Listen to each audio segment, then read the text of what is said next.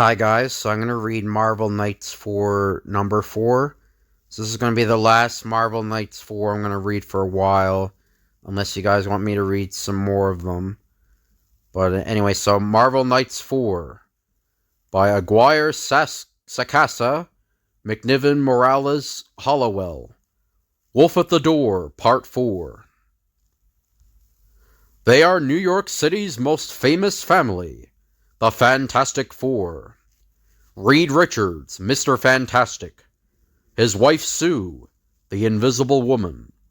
Her younger brother Johnny Storm, the Human Torch. And their friend Ben Grimm, the ever-loving blue-eyed thing. Together with Franklin and Valeria, Reed and Sue's children, they lead the kind of lives most New Yorkers would kill for. Lives of fame, wealth, and superpowers. Until recently, that is. Previously in 4. Stripped of their fortune and their home in the world-famous Baxter Building, New York's first family is feeling, well, slightly less fantastic these days. But, true to their nature, Reed, Sue, Johnny, and Ben have pulled together, set up shop in a hotel in Washington Heights, and started to rebuild their lives.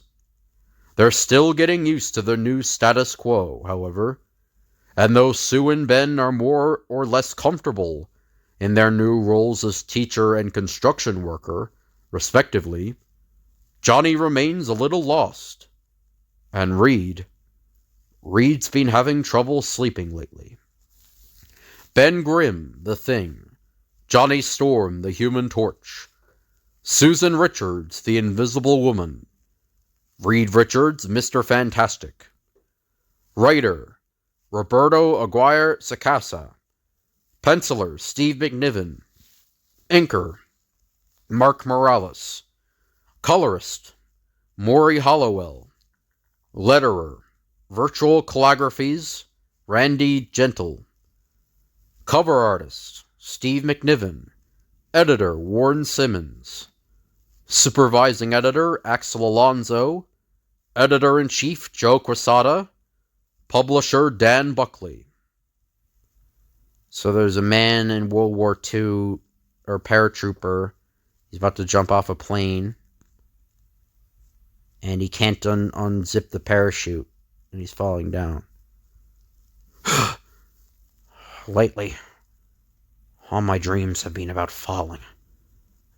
Reed, time to feed Val. It's all right, sweetie. It's my turn. I'll do it. In the dreams, though, it's never me who's falling. It's someone I love. Or have loved. More recently, it's been my grandfather. As I tuck my daughter back to sleep, a wave of sadness washes over me. Valeria never got to meet her great-grandfather. His name was John Richards. From pictures, and what I remember about him, there's a lot of my grandfather in me, in my looks. 2 weeks before his 20th birthday, my grandfather enlisted.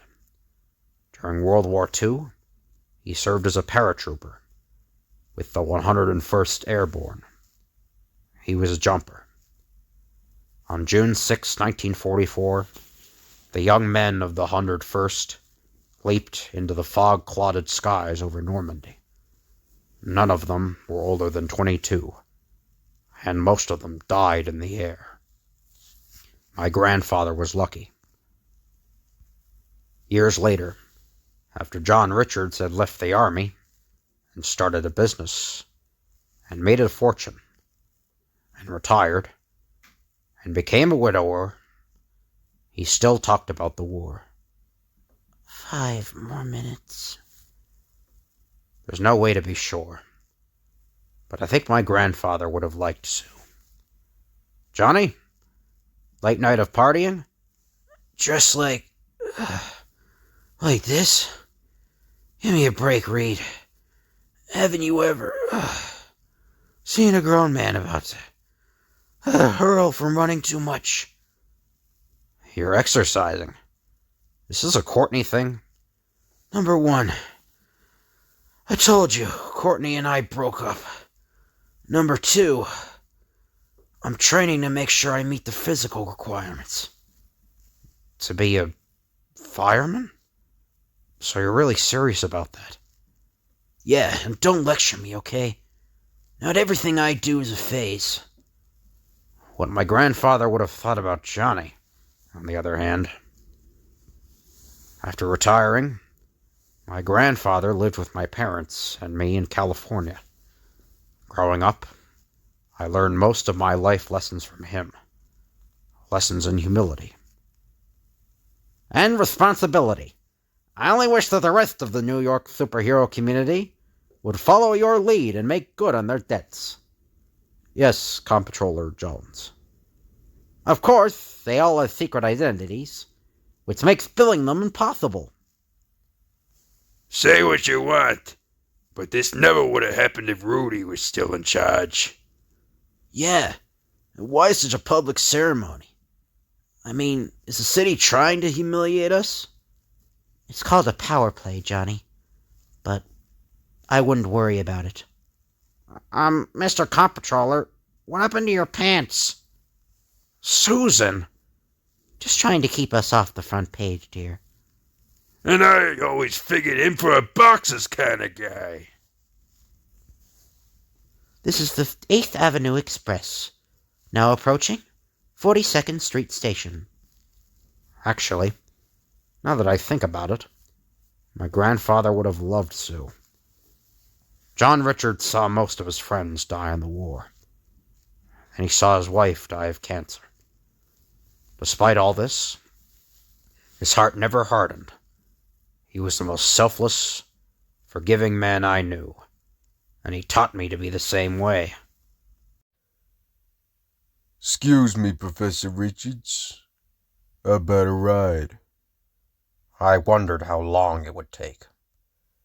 Might as well get this over. If I don't, he'll just keep hounding me. That's how he is. That's how he does business. Hammerhead. Mobster with aspirations to be New York's premier crime lord. My stomach churns as this murderous thug asks me, Bloody Mary? A little early for me, thanks. Yeah, right.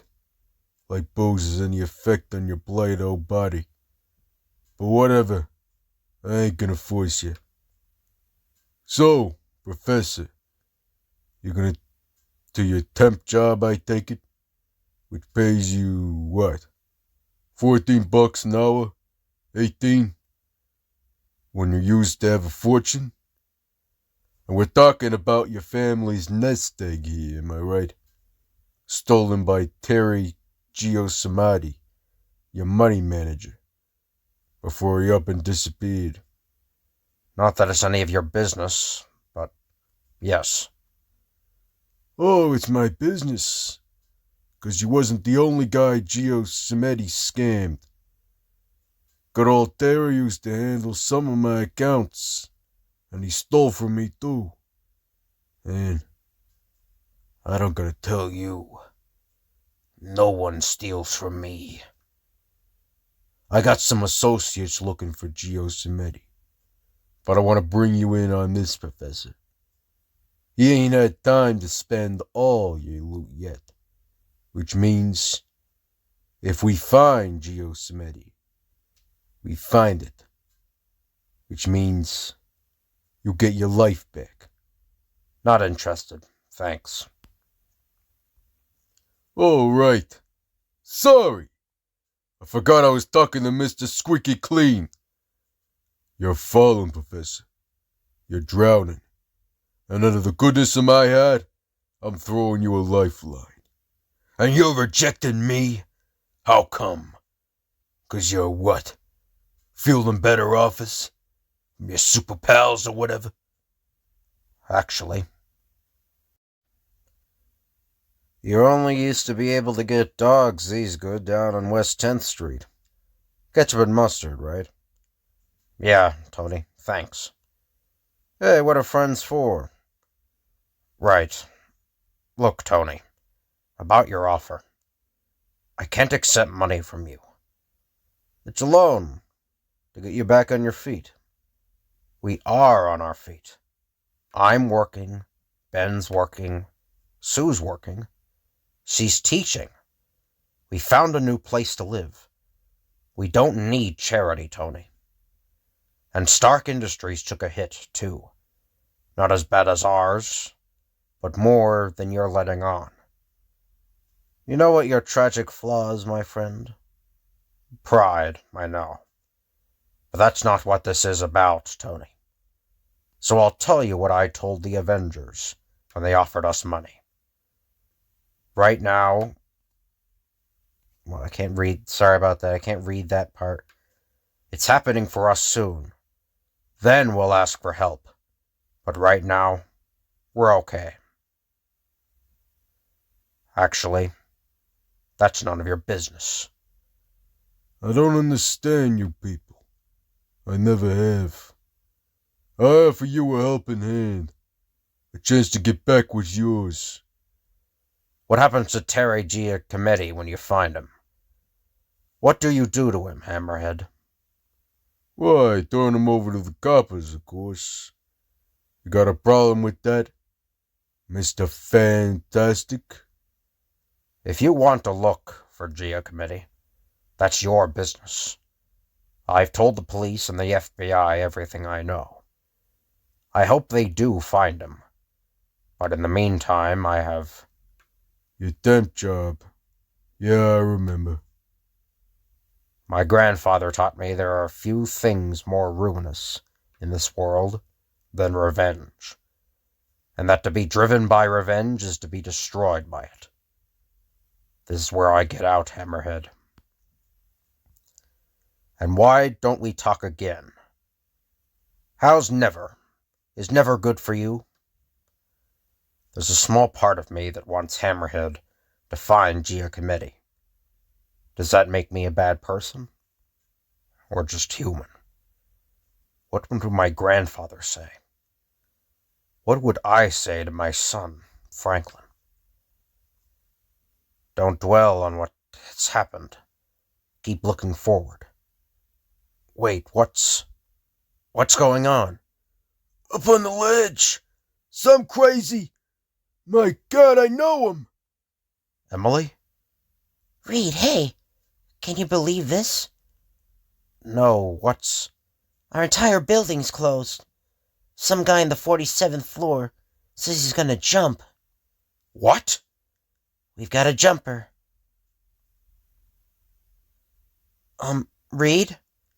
Watch my briefcase, Em, will you? Okay, you're, like, the coolest temp ever. I'm not a trained psychologist. There are professionals equipped to deal with... Hopefully, I can keep him talking until... What am I doing exactly? Hey, don't Spider-Man wear a costume? Mind if I join you? You probably don't recognize me because I'm not in costume, but I'm Mr... My name's Reed. Hi. Martin. Hello. Is it all right if I stand next to you? We don't have to talk, but can I at least... No, we can talk. Talking's all right. So... Lately, I've been feeling depressed. And Martin tells me about his 16-year-old son, Jeremy, who's driving home from a party with a group of friends when their car hit a patch of ice and spun out of control and wrecked. Jeremy and all the other kids were killed. He goes on to explain that Jeremy's death put an enormous strain on his marriage, and barely 6 months after their only son's funeral, he and his wife Lucy divorced. She moved to California, he thinks. He hasn't heard from her, but he hopes that she's found some kind of peace. My immediate impulse is to hug Martin, this stranger.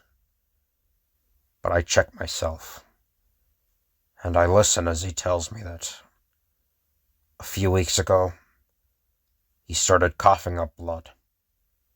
When he went to a doctor, Martin found out he had throat cancer, already at an advanced stage, inoperable, untreatable, and terminal.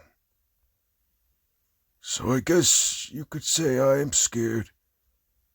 Of dying, I understand. No, not of. Everyone dies. It's not death I'm afraid of, it's... In the doctor's office, when I first got the news, I didn't cry. But later that night, at home, I wanted to call someone, to tell them what was happening. And that's when it all came out. Because I didn't have anyone to call. Because there's no one in my life who cares, one way or another.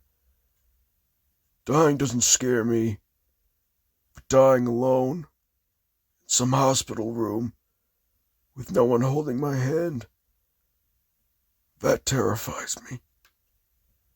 I think of Martin's son, and I think of Franklin. I think of Martin's wife, and I think of Susan.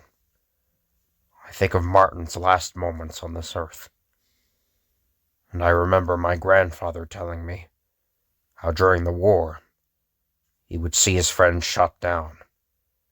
They'd be lying in blood-soaked fields of mud, but he wouldn't be able to go to them or hold them while they died. You won't die alone, Martin. No, you don't understand. There's no one. There's me. I'll be there. You won't die alone. I'm going to give you a piece of paper with a phone number on it. When you get close, call it. I'll answer. And no matter where I am, I'll come to you. And you'll hold my hand, and your face will be the last thing I see. Yes, You promise me? absolutely. But what if I call and you're fighting Dr. Doom with the Frightful Four? What happens then? Doesn't matter. I'll be there, by your side. Thank you. You're welcome, Martin. One thing, though. I know. And I'll go in with you. I will. But can we wait a couple more minutes? I'm just starting to not feel scared. Of course we can. Comparatively speaking, the rest of my day's fairly uneventful. When I finally get to my desk, I have 49 emails waiting for me, all from law firm people needing technical support. It takes me most of the morning to go through them. My afternoon is more leisurely. I answer the calls that come in. There aren't more than 10 or 15, and I work on my own projects. For instance, this journal Stephen Strange recommended I keep after my dreams about falling began. I type it at work, like I'm doing right now, to help me make sense of things. I write about my dreams, and how I spend my days, and my memories. It's odd what comes back to you, how you remember things you didn't even know you'd forgotten. This is 8th Avenue Express, now approaching 181st Street Station. Like how my grandfather once told me that when you jump out of an airplane, there's something you hold on to even more tightly. Then your parachute. Faith that your chute will open. The states of chaos and war are only temporary. That your efforts to do good are worth something. That sometimes a promise is all it takes to save a life. And one of the last things he said to me, If you ever find yourself falling, Reed, and you will, life's one big free fall. Believe that somewhere, somehow, there will be someone there to catch you. Johnny's bringing Courtney over for dinner, which means I guess they haven't completely broken up. I work late, so Ben's cooking. Macaroni and cheese be nice. Franklin's taking a bath. He got a B+ in his science report, which makes us very, very proud of him, okay? Valeria started teething today, so I hope you're not planning to sleep for the next 2 weeks. As for me... Reed? Are you alright, baby? Did you have an okay day? that night, the dreams I have aren't about falling. They're about flying. And the end. So hope you guys enjoyed the video. If you could like, comment, and subscribe, that'd be appreciated.